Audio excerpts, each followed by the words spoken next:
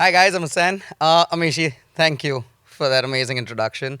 Hello, and thank you guys for being here this morning. I feel waking up on a Saturday morning is a bit of a challenge. Most days, I'm not a morning person, but today I'm great. So I hope you guys are adequately caffeinated too. You know, um, I honestly feel that I'm very stoked to see all of you here. That you've decided to come hear me on a Saturday morning after a busy Friday night service. Who wakes up to hear a chef? I don't know. Clearly, you guys do. Um, but what we're going to talk about here today is I feel like I want to have a conversation on where we are in the culinary landscape in India a little bit, delve into the idea of what spicy can be and what's spicy and hot in the Indian food scene today. I want to lay it down as to how I see the evolution over the last decade. I've been cooking in this city for over 9 years. I've done 4 restaurants, and it's it's kind of exciting to have seen the evolution. I moved back from New York back in the day, started cooking over here, so I've seen the evolution happen a little differently, and maybe in front of my own eyes as well. So I'm happy to delve into that and talk about it. There are a bunch of pictures on the slide, completely unrelated to what I'm going to be speaking about. So don't think I'm going to talk about dishes, but that's when I get boring. You can continue to look at that. All right. So let's deep dive into what I'm going to talk about today. And honestly, like I mentioned, it's a conversation. And I hope you guys are ready for this because it will need some amount of digesting. And at the same time, it will kind of motivate you to think a lot more about, what or how you actually look at Indian food in today's day and age. But before I get into it, I just want to tell all of you that what I speak about today is going to be from an extremely uh, professional kitchen line cook point of view as I'm seeing it. And I get very inspired by food that's cooked in homes in India day in and day out. And that is the emotion with which we lead, uh, you know, creativity in our kitchens. But that's where we leave it at. So, that being said, let me talk to you about everything that's spicy and hot on the Indian food scene today. And like most chefs, my tryst with food began with a very humble, simple omelette sandwich that I made for my brother one evening after school. And that took my not so sure as to study hotel management back in the day. So I moved to Manipal to kind of study hotel management, get my culinary chops there. And after that, I kind of, studying at Manipal, the bigger question that was posed is where do you really want to go work? Do you want to go work in hotels or do you want to go work in restaurants? Because back in the day, say 2 decades ago, standalone restaurants were not making a mark on the Indian food scene. Indian food scene was very defined by what was happening in hotels and what were happening in F&B outlets in hotels. By F&B, I mean food and beverage. And if at any point anybody doesn't understand jargon, please just put your hands up and say, "Chef, please tell me what that means," and I will.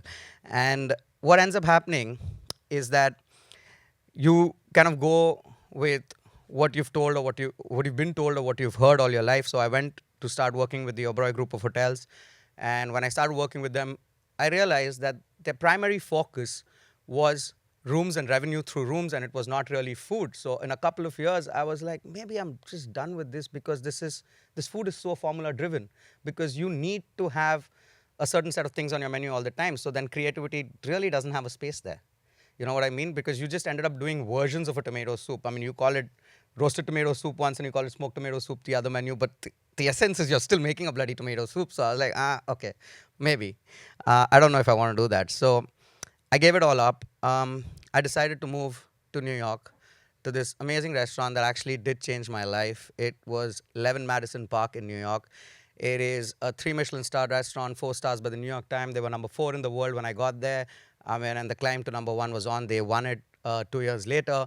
But it was a young cook's dream to have to cook there because it's almost like a rite of passage in most restaurants or in the restaurant industry to be, cooking at this level. And what that gave me was, let's just say, yes, you learn recipes, you learn techniques, you learn a lot of things, but what you also end up learning is a lot of sacrifice, discipline, the attitude to come in and actually crush it every single day. Because guess what? You can't have a bad day at restaurants like this because people have waited in line maybe 6 months to get a reservation at that place. Perhaps people are celebrating something which is absolutely essential to them in their lives, or probably, they paid like I don't know, a couple of $100 to be there. So you got to make it special, and it's not just about the food as to how you make it special. It's about the entire package. So you just can't show up or rock up and just have a bad day. And that's what the restaurant actually did teach me, of how to push yourself when you're actually kind of, having a bad day and trying to make it happen from every corner of your being. So, moving out through Lemon Madison Park, graduating from that space, I was in a little bit of limbo, didn't know what to do with my life. I knew that I'd learned a lot through that course of the year that I'd been there. And I was taking some amount of time out, and during that time, I met my mentor, Chef Floyd Cardoz. And he was this guy who was actually redefining the Indian scene in New York back in the day through this restaurant called Tabla. And it was, ironically, it actually shared the same wall with Levin Madison Park. And I didn't know about it. Tabla shut down well before I got there, but the walls still existed. And it was such a moment for me when I actually met Chef Floyd. And he told me about his vision for the Bombay canteen and what he wanted to do with it back in the day. And I'm talking about late 2014, early 2015 is when we met. I was actually at that point, um, trying to explore different options. I also at some point went to be I was kind of really fascinated with the idea of being a personal chef. So I went to be a personal chef for Roger Federer, and I cooked for him for a bit. And in 14 days, I realized it's not what I want to do. Life was good. Let me tell you that life was great. I used to get front row tickets to all the games, as in the best of the best. But I like, oh, maybe I don't know if I want to actually just cook for, that bit. So then I took up Chef Lloyd on his offer. I moved back to India. I was very kind of stoked to come back, cook at the Bombay Canteen. I became a sous chef at the Bombay Canteen for 2 years. And 2 years into that, the opportunity to open Opedro, my first restaurant, came up. And it had to do everything with Goan food, and I knew nothing about Goan food. I was like, how am I doing this? So it took me through a deep phase of research and, 8 9 months of continuously kind of researching what Goan food meant. I made some trips to Portugal, tried to understand how colonization affected the idea of it. Because if I had to cook food, I had to be very strong with the narrative behind the food that I was actually cooking, because I had to understand the history and the geography of it as to why it came into actual being. And I feel like that depth gives your cooking so much more character. And I think that makes it a lot more glamorous, a lot more sexier when you actually have a great story that binds your food with its flavors and its entire being. So for me, that was actually kind of amazing to be able to do that. And after we opened Opedro, I moved into a phase where I took over the Bombay Canteen in 2020. So I became the chef at both the Bombay Canteen and Opedro. And soon after that, opened Veronica's, which is a sandwich shop in Bandra. And yeah, it's a fun place. I I think, yeah, it's pretty crowded all the time. Get a lot of flack for it. Yeah, but what's crazier is that where people see that, oh, Bombay Canteen, great Indian food, very inspired Indian take, well, same as Opedro, and I really appreciate that. But what I don't get is that until 8 years ago, when I was in New York, I was never cooking Indian food professionally. I did not cook a damn about Indian food. I'd eaten these flavors all my life, but I didn't know anything about it. I probably never made a. I still probably haven't made a proper dal makhani ever.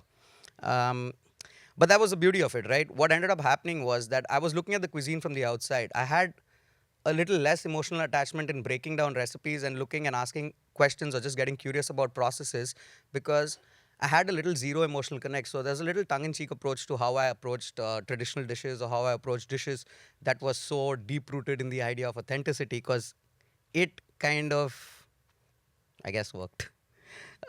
Now, but yeah, like, Chal, let's do this. Let's have a show of hands. How many of you, and like Amishi rightly said, right? How many of you have actually heard this cliche that Indian food is spicy?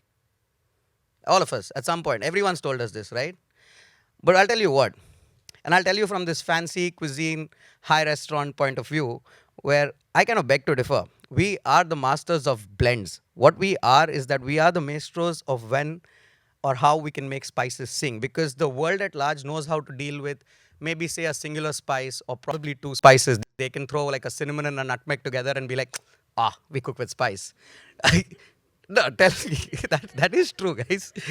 But what and the French are like, oh yeah, we cook with cardamom, maybe no cardamom. All of that stuff is great, but what we can do is we bring harmony to that blend of spice. On an average day in our Indian homes, there are at least five masalas getting blended and going into a curry or a gravy or even just a plain sabzi.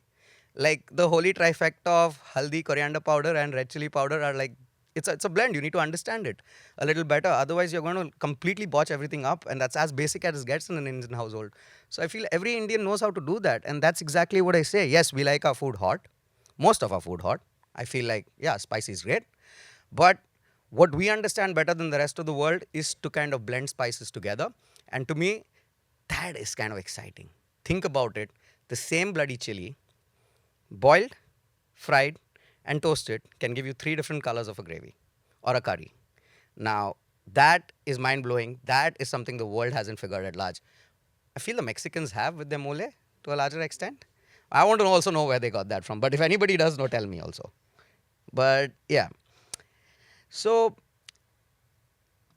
the way now, so this brings me to, how do you really now cook and look at Indian food today, right? So the way we cook in our restaurants today is that we cook for an India that has no boundaries or borders.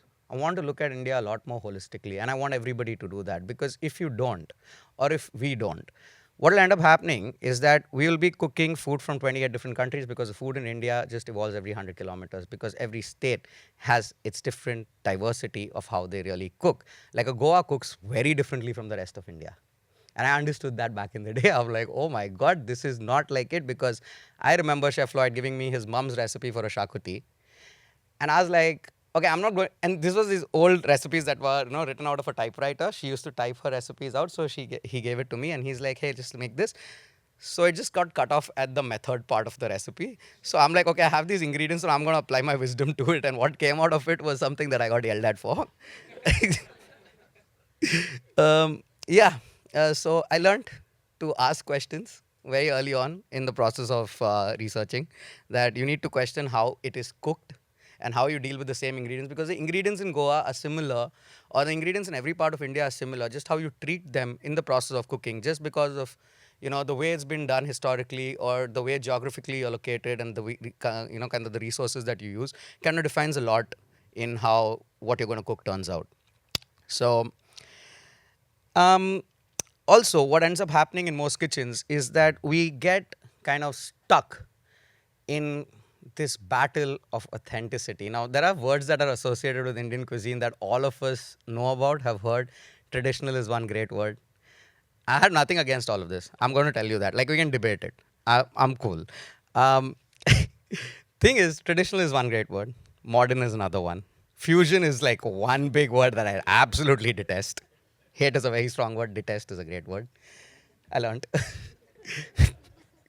And then you have authenticity. So there are deep-rooted battles in authenticity. What we ended up doing through our journey of cuisine, say a couple of decades ago, was that we were just trying to create better versions of an authentic dish. We had dishes. We just kept in kitchens trying to make a better butter chicken. That's all we did. We did not do much to the butter chicken. We then started aping the West. We started saying, oh, great, let's Frenchify this a little more. Let's pull the chicken out of the gravy. Let's make, like, kind of present it really nicely. Spoon the gravy all over. Looks real good. Okay, this is what in modern Indian food is. But what we didn't do was question intrinsically as to why that butter chicken is the way it's supposed to be. Not that it's bad the way it is. I love it. But how is one to define that this version of a butter chicken is more authentic than the other? Is my bigger question that I wish to ask. Okay, come on, sir, you, sir, right here. What does your mom cook really well? Pandi curry, right? Now, I can't say that my mom makes a pandi curry too because she'll kill me. She doesn't make a pandi curry. But let's take, for instance, that your mom makes a mean mutton curry. She does? Yeah. So does mine. What is to say that your mom's is a lot more authentic? Do you think it is?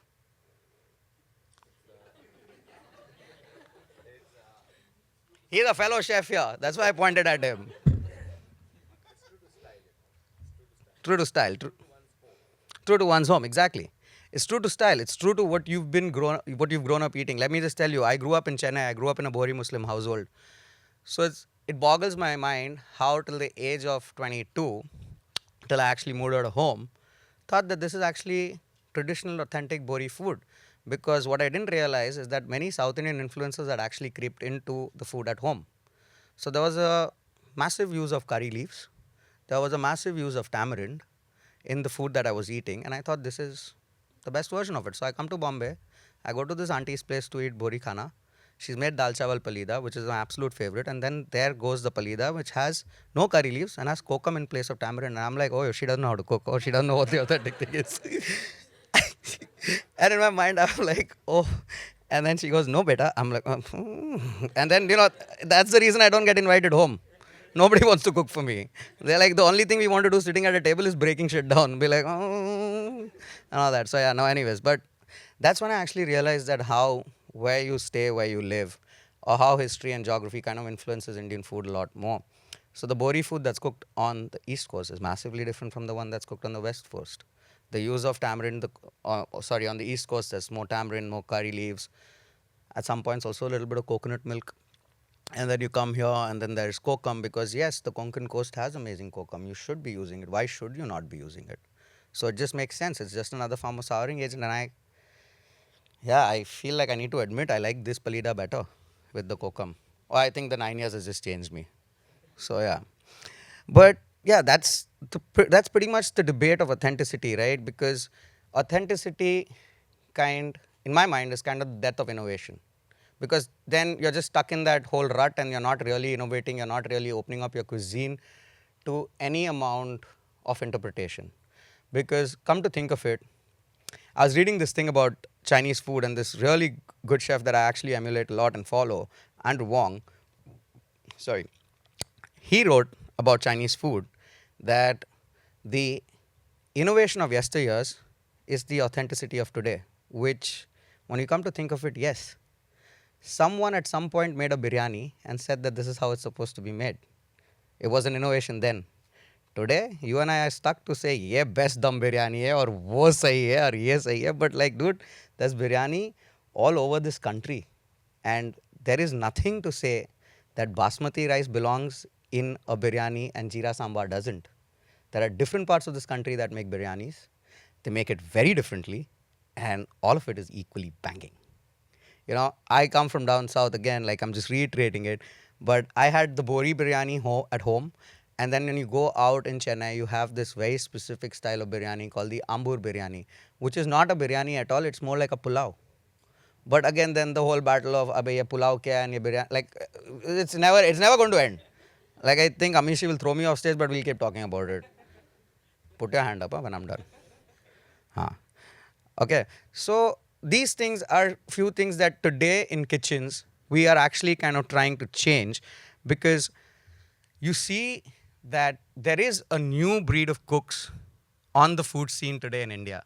And this breed of cooks, and I'm very glad to say this, have actually broken the mold. We question authenticity. We're absolutely curious of what's what and why. We use traditions as a guardrail. We break down traditions respectfully and reconstruct it with a progressive lens. And by which I mean, traditions today are almost like that GPS that guides you to Flavor Town. So we work a lot more with flavor profiling, less with recipes. And that to me is where India opens itself up to interpretation. And that to me in today's day and age is pretty hot, because India is having its time on the global map. In terms of its food, it should have long ago, to be honest. And I blame us as cooks and chefs because we didn't take pride in our own heritage. We didn't take pride in our own cuisine. Today, we see that we are doing that at a larger extent. We're trying to dig deeper as opposed to look wider.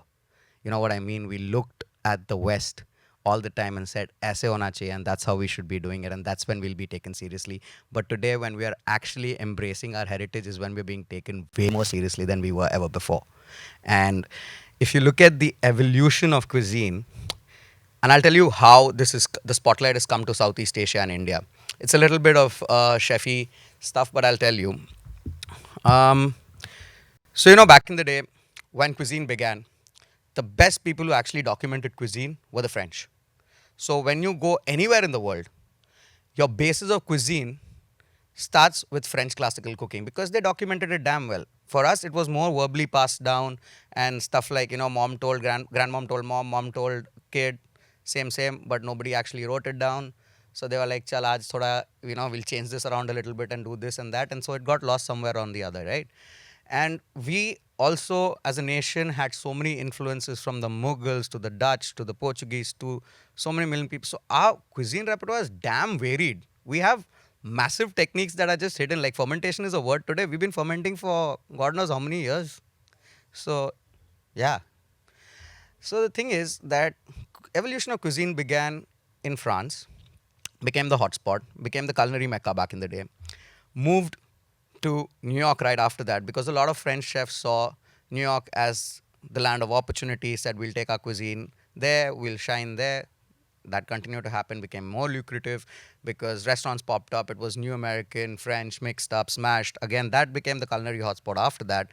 Then there came someone who broke the mold then. And his name was Ferran Adria. He took everyone's focus back to Spain. Spain with the ingredients, but with the techniques that he was actually doing, which was amazing. And that made us think. That gave rise to a fad called, okay, actually I won't call it a fad. Something called molecular gastronomy. Have you heard of it? Yeah. So the emergence of foams and espumas on plates was that pretty much. But espuma is a fancy word for foams. Sorry. No, it's cool. So then Spain became the culinary hotspot. Right after that, there were these Nordic chefs who were actually working in Spain, and they took the movement to Denmark. And then all of the food at that point just became everything about fermenting, Scandinavia, all about the Nordic food movement. They converted a culinary wasteland, literally. They can't grow so much produce there. It's so much. It's like winter for 4-5 months. There's nothing happening there. It's dark. They created that spot into like a culinary wasteland into a gastronomic capital. And today, they probably are the most revered or the most sought after chefs in the world because they could do that. They had the ability to do that. They changed that. And soon after that, what ended up happening was that when they maximized or they maxed out on that entire ability to be able to, grow more or create more over there, the entire food world actually shifted its focus to Japan because people were starting to use the idea of umami and misos and stuff like that into their own pantries. So a lot of cuisines were kind of taking from Japanese food. So Japan became a very focal point, which led everybody to throw light on Southeast Asia right after that because then came Bangkok, Singapore, and India now having its time, where people are now looking at us because the West is maxed out on the use of ingredients. They probably maxed out on their techniques, which I would not know. But yeah, so they have come to a point where they're looking at India. Every chef that I've hosted in the past or I'm friends with now looks at India with a renewed lens. They are like, God damn it, this is amazing. This is not just takeout food. There is so much complexity here. There is so much technique. There are so many layers. And I'm like, hell yeah, there are. And it always existed. You just didn't look at us. So here, so that brings me to the point of talking about how Indian food is kind of evolving from where it was 10 years ago. And there was a mass shift in the culinary landscape of India because there was newer talent that I mentioned was coming in, and we were kind of restless to do a lot more with Indian food. And I could say that, I can really confidently say that today because there are Indian chefs who have taken cuisines that are not native to ours, like say maybe Japanese or, Sichuan or Oriental or any other, also not just broad basis of cuisine. They've actually kind of tried and specialized into some form of very specific cuisine and make it their own in India. And there are many notable restaurants that I can take examples of. Like, you consider Mizu, for example. You have Chef Lakhan over there doing some amazing stuff on the landscape with, Japanese techniques, but Indian grown produce. You have Naru Noodle Bar in Bangalore that has actually taken ramen to a whole different level. They do like some wacky ramens with chorizo and country chicken, like a Gouda style nati ramen that he calls it the nati naughty. And like these kind of things are what is opening up everyone's mind to say that yes, there is so much more flavor, but also there is so much more technique that exists in India. I mean, we have an amazing restaurant that sits next door, Mask, that has done really well to kind of, it has seen I mean, it's seen two great chefs innovate there. I mean, Pratik, Varun, both of them equally talented people trying to put Indian food on the map. So for me, I feel like this is such an exciting time to be cooking in India.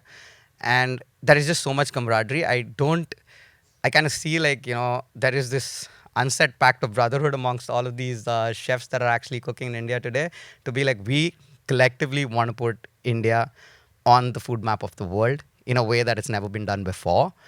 And that brings me to the hottest new thing that's been happening in my life.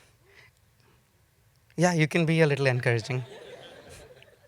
It's essentially a dream that I've lived with for close to 8 to 9 years. When I moved back from New York, the first thing I met the co-founders of the Bombay Canteen, Samir, Yash, Chef Lloyd back then. I'd done a lot of fine dining in my life. I grew up in that restaurant called 11 Madison Park. And there are parts of it that I loved, but there are also parts of it that I intensely hated. And I'll come to that a little later. But what I wanted to do was a version of fine dining that was relevant to India. Because what works for us doesn't work for the rest of the world. And I'm proud of that. And vice versa. What works for them doesn't really work for us. That's fine. In Papa's was an answer to that. It's an homage to my mentor, late Chef Lloyd Cardos. I lost him in COVID. And it is an homage to him. The way he instilled the idea and passion in me for Indian food is something that I kind of, shoulder with a lot of responsibility.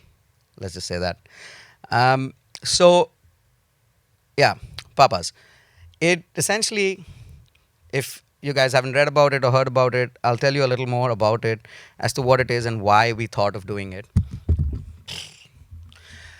It essentially is a 12-seat. Okay, and imagine a sandwich shop in Bandra. Let's do it this way. Imagine a sandwich shop in Bandra. The chef runs the sandwich shop and stays upstairs and throws a dinner party every single night. That's exactly the vibe that we want to carry with Papa's. So you walk in through this sandwich shop, super high energy, and then you enter this space which is kind of the living room of the chef's home. And then we seat 12 people and throw a dinner party 4 nights every week, Wednesdays through Saturdays. And the idea was that, yes, fine dining is great, but great is the word that should be attached with it, not cerebral. To a point, I thought that fine dining in just around the world was becoming very cerebral. It was taking the joy out of eating. And what we are trying to do today in India is actually bring the joy back. We're trying to be a little less cerebral with it because you know what? Everything that we do with our food, yeah, we cook a little outside the lines, we think a little outside the box, we take things a little lightly, we take the work that we do seriously, but we don't take our own selves very seriously. So I think the decisions at Papa's are led from a point of view of deliciousness and graciousness and nothing else. So the idea is to kind of create a space where people can come and enjoy, be like we want to be a little playful, little whimsical with them. We want them to kind of think, but think in the right way. Not think in the way as to where was this grown, what did the chicken eat, how did the chicken die, what happened, iska naam kya tha. No, none of that stuff. None of that. It's more about, hey, is it delicious? Are you having a fun time? Are we enjoying ourselves tonight? Because guess what? If you come to a restaurant, what you're trying to do is forget your life for those 2 hours and be with us. And we want you to sit back and we'll take care of you for those 2 hours, or 3 or 4, or how many hours you decide to spend with us. But that was the whole idea. So the approach to Papa's was from that point of view as to, a lot of people ask me, how did you create? I mean, it's been brewing for a very, very long time. I went through, that phase of 8 months of a lot of self-doubt where you almost realize that you can't cook or you don't know how to cook anymore or you don't know what's new, what you can showcase because the canvas is blank, and when you have to paint a blank canvas and you're a painter or you're an artist, you know how to paint. I'm dead sure that you know, but the strokes that you're going to use, you really don't know which ones you should or what the colors that are that you need to choose. So that was the most difficult part because if you were trying to start a conversation about where Indian food needs to be and how it needs to evolve, then it had to be started on a pedestal that was absolutely right. The footing needed to be crystal clear in our minds. We needed to love it. We need to do what we love, but at the same time translate that love into people who are eating with us and dining with us every single night.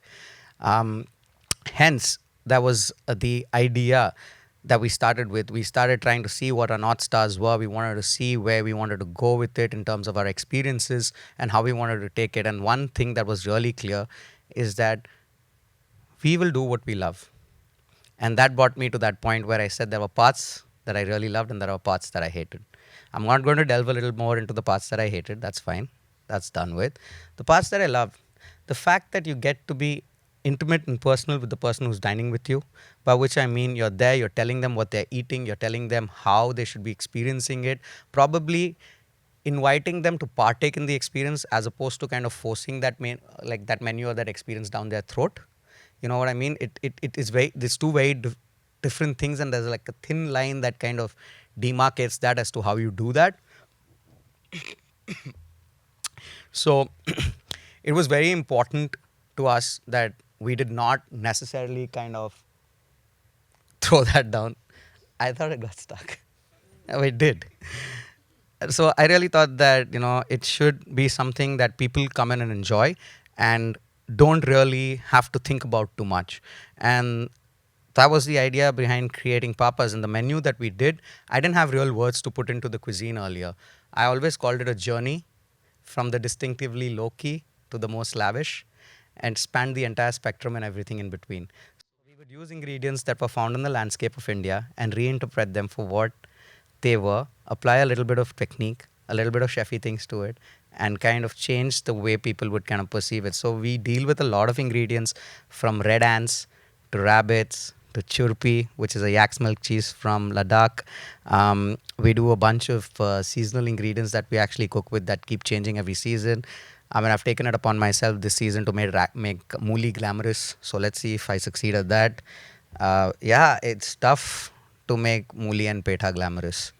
It it is a challenge, guys, and the struggle is kind of real because, I mean, lavish ingredients easy to cook with, right? Like you can shave truffles on a lot of things and say, yeah, this is amazing, and so is cooking with foie gras and duck. But like, the real struggle is when you have to recreate a version of tair sadam or curd rice, and there's no hiding behind simple shit. I'll tell you that. So yeah, that was pretty much what it is, and what I owe it to is pretty much the city of Bombay that actually helped me dream this dream. And I can't thank people enough for having kind of showed up. And you're a creator, you're going to create, right? You'll create, but what if there isn't anyone out there who wants to show up for that creativity of yours? And that's when the city actually shows up. And I feel like the belief in the city has helped us create these amazing brands. And it's just kind of, something that I don't take very lightly. And yeah, with that, that's me. That's what's hot and spicy in the Indian foodscape. So thank you so much. Yeah, thank you.